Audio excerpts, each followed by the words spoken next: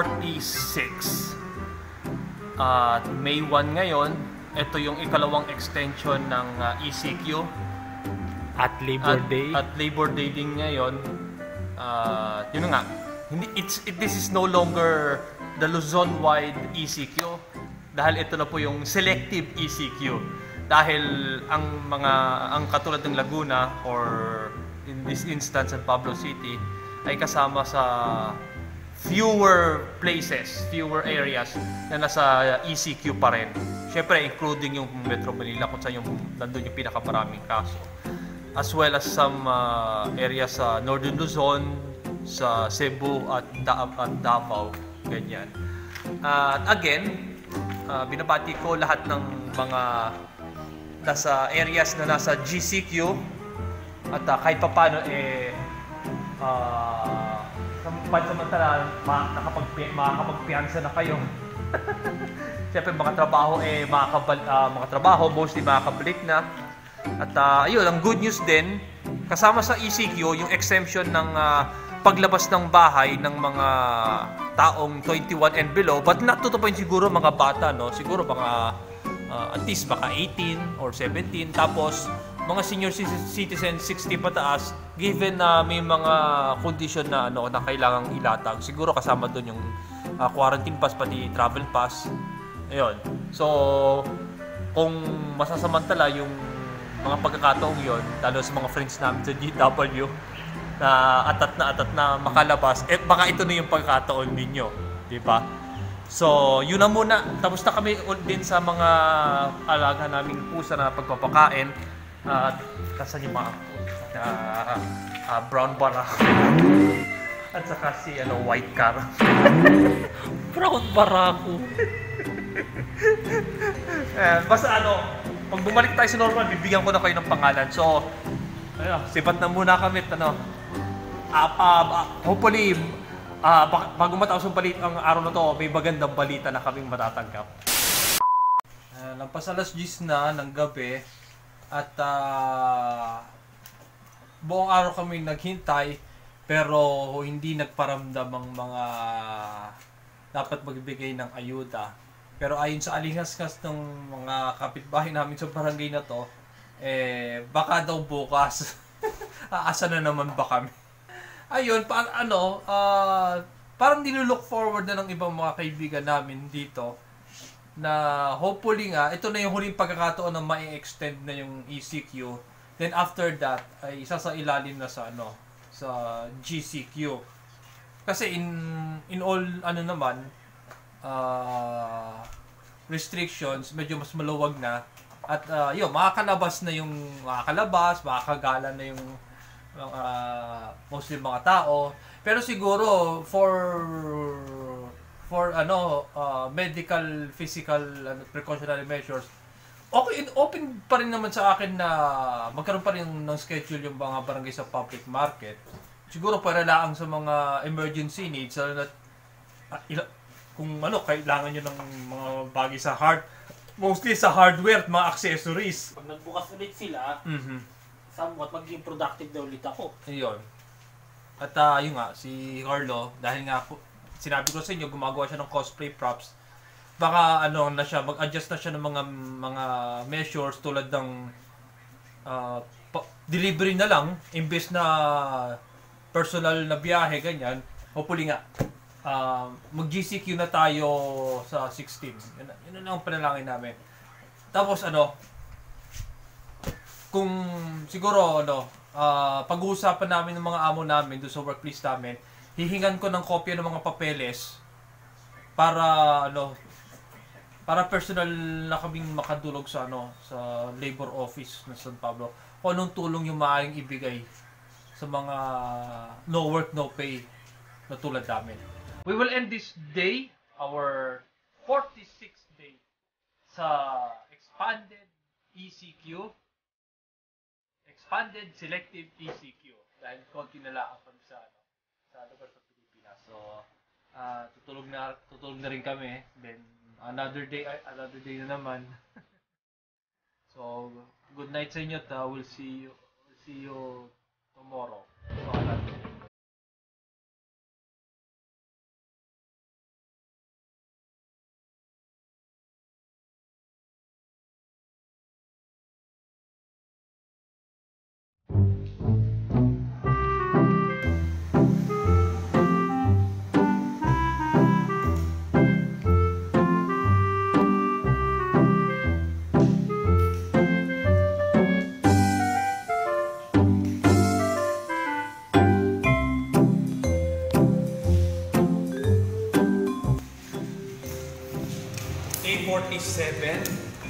At dito ulit kami sa aming workplace kung saan yun, kung nakita nyo, pinapakain namin ng cat food si Barako Brown at White Carrot.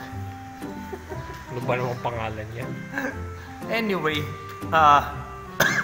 lumipas na yung isang araw kahapon at walang paramdam ni Conte do sa DSWD pati sa SAP. Pero bulong-bulungan ng mga kapitbahay namin sa barangay na baka ngayon na daw magbibigayan. Well, sabi kong hindi mangyayari yung bigayan kapag hindi ka rin nakapasa sa interview. Kaya again, mahirap pa rin umasa, pero syempre lahat naman kailangan ng pantustos, di ba? Sabado ngayon, so wala masyadong activity.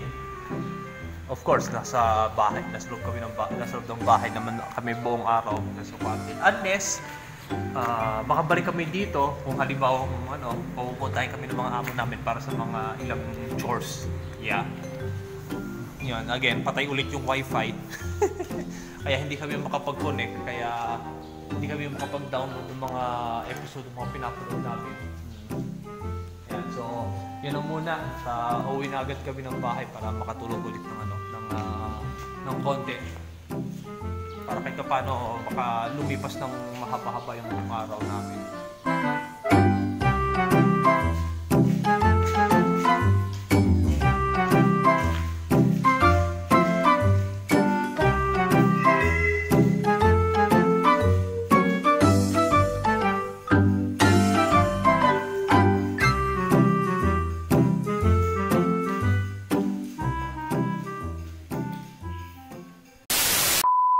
9:38 na ng gabi at habang nagre-record si Carlo dito ay ito yung ginagawa namin every night sa bawat pagtatapos ng araw na habang tayo ay nasa quarantine period ay dinodocument namin at dito tayo sa pag-editing process para pagdating ng tomorrow ng May 3 matatapos na naman ang isang buong video.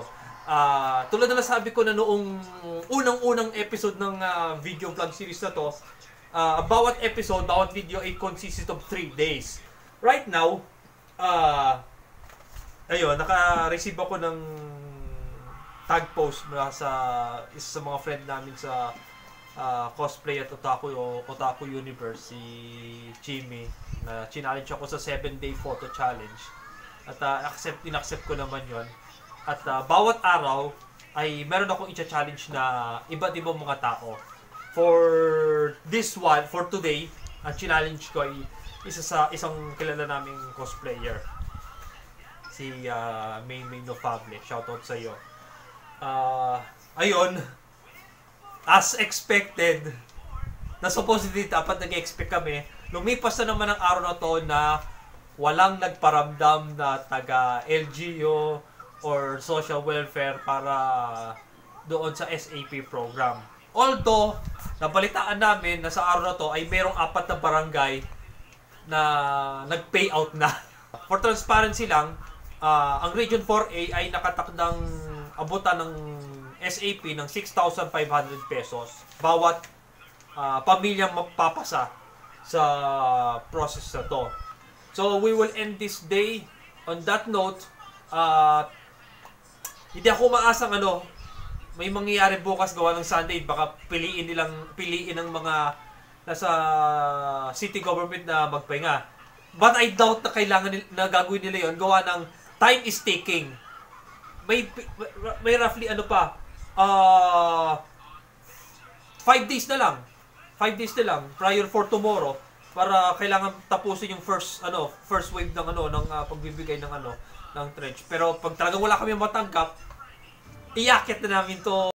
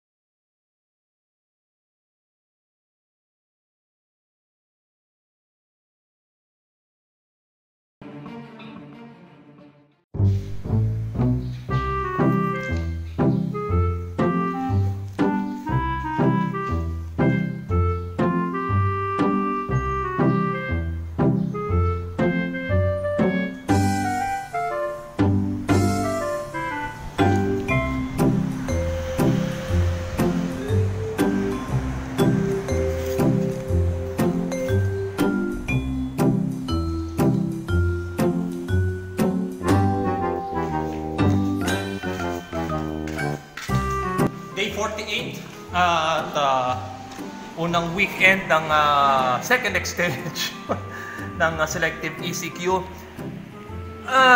Lagi tulad yung sinabi ko kagabi, hindi ako umaasang magkakaroon ng bigayan ng pera sa araw na to dahil linggo. Siyempre, pipiliin ng iba na magpahinga pero hindi naman pwede kasi isang araw yung mga sa parte nila, mas malalagot sila, di ba? Yun. Ngayon, di masyadong wala masyadong special pagka araw ng linggo. Unless may replay ulit ng basketball. Papacheck ko rin kay Carlo kung anong schedule ng replay ko eh. Ano ba? Huwag kang ganyan. So, yan ang muna for now. At ayan, nakikita nyo yung buong paligid ng parking place. Actually ito, ng aming workplace. Siyempre, pag mga regular work hours, ayan, maraming mga nakapakit dyan, kotse, mga motor, yan. Tapos meron dyan isang hindi pa tapos na CR. Ayan, kung saan ako naggaling, pero hindi naman ako nag-CR talaga.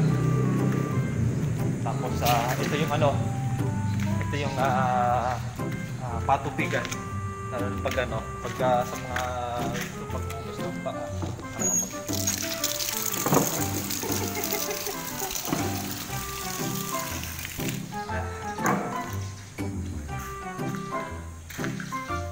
So, yan lang muna.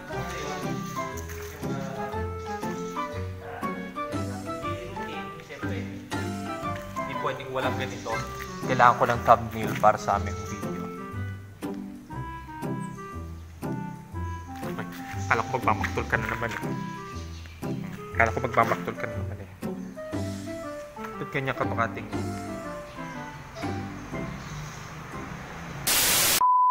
Ayun, as we end this day, na tulad ng na-predict ko kanina, bagamat Sunday ngayon, pero kailangan pa rin magtrabaho ang mga LGU. May 4 na barangay na naman dito sa San Pablo ang nabigyan na ng payout ng SAP. Tawa-talang dito wala pa eh. Ayun. Siguro itong isang na pinost ni Aerodance, shoutout sa kanya, tungkol doon sa isang certain tao na medyo gamitin natin yung word, pinangangalandakan yung kanyang pagtulong. Pero walang proof ng ng kahit anong naitulong niya, or walang screenshot or video testimony. Wala man ang testimony. I'd rather call it questionable. Kasi doon sa post ni Aerodan, ayun, may isa nagpo-point out, sabi niya, hindi siya talaga tumutulong, it's all for show. Encourage yung legit na mayaman to, tapos kinikip niya yung pera. Matagal na may kaso to. Di ko nga lang mag-get kung bakit di pa arestuhin ng pulis. Sobrang dami na nabiktima niyan. Kaya nga nagtataka sa dami ng tinulungan niya. Wala man lang nagpapasalamat sa kanya o nag-post na nagpasalamat sa kanya. Yon. Maniwala tanga. Although may yung mga pages na kung saan involved yung questionable being na yan ay ay nagpo-post na akala mo natulungan eh. Kaya we need proof. We need proof. Oo. Kaya kayong mga white knights, kung may magandang proof, bakit hindi nilalabas? At kung totoo man na tumutulong siya, bakit niya kailangan ipalandakan? Bakit kung tumutulong, bakit hindi pa nakakarating somewhere? Bakit hindi ibinabalita? Rely na lang ba tayo sa social media? Sasabihin nyo, fake news ang mga... Ang sabi niya, pag tayo ay nakikinig sa mainstream media, we are misinformed. Pag hindi naman nanood pag sa social media naman, not informed. Paano kung patulang ka na nag-expose sa iyo? Di ba? Namely Arnold Clavio.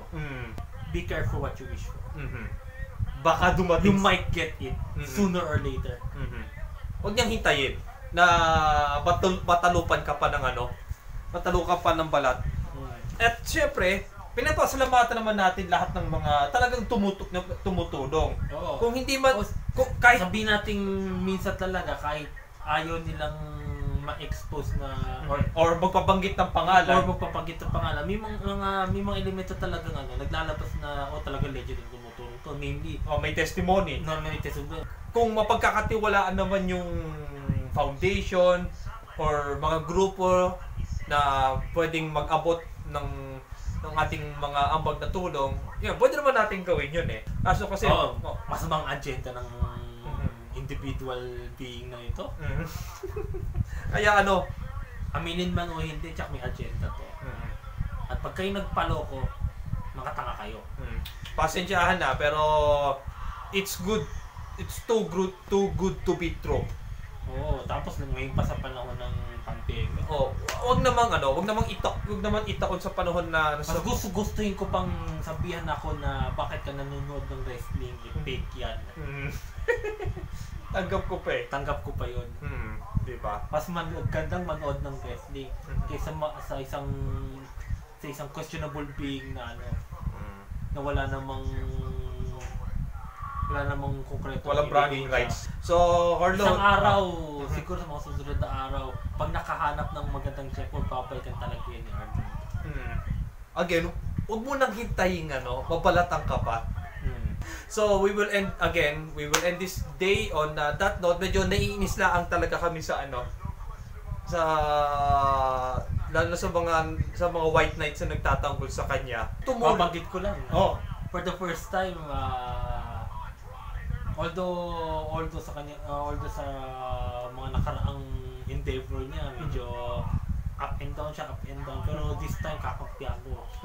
Kakapya ko si Baron Geisler. Baron Geisler, yon. Sa pagkakataong ito, nasa katwiran ka. Bakit? Masakit ba mga sinabi niya? Sinabi niya fraud siya. Fraud, kumbaga ilusyonado. Patulong kaya siya, no? Baron Geisler, pag-usapan natin. Ayun. Sige, tama na nga. Okay, so we will end this day on that note at tatapusin lang muna namin itong wrestling bago kami matulog. Another day ahead. After nung darating na Tuesday, 10 days na lang. Ang bilis ng panahon, no? So, good night muna sa inyo and see you again.